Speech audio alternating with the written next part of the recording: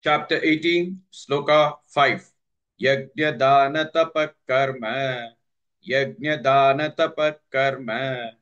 Yajna dana tapa karma. Natyajyam karyameva tat.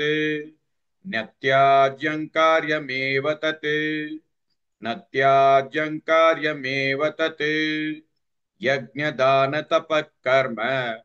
Natyajyam karyameva tat.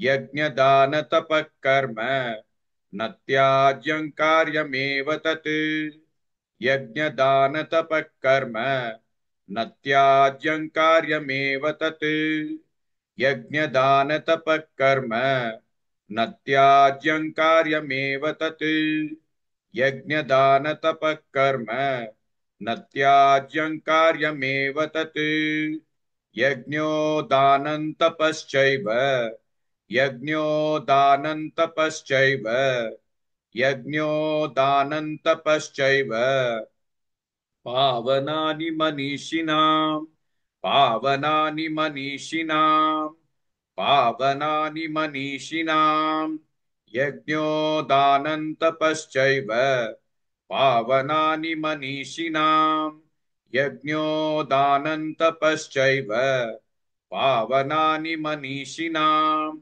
यज्ञो दानं तपश्चैव पावनानि मनीषिणाम् यज्ञो दानं तपश्चैव पावनानि मनीषिणाम् यज्ञो दानं तपश्चैव पावनानि मनीषिणाम् यज्ञदानतपः कर्म न त्याज्यं कार्यमेव तत् यज्ञो दानं तपश्चैव पावनानि मनीषिणाम्.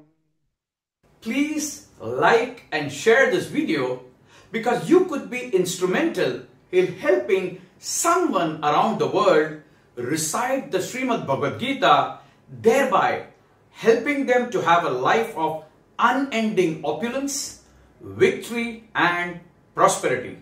This is mentioned in chapter 18, sloka 78.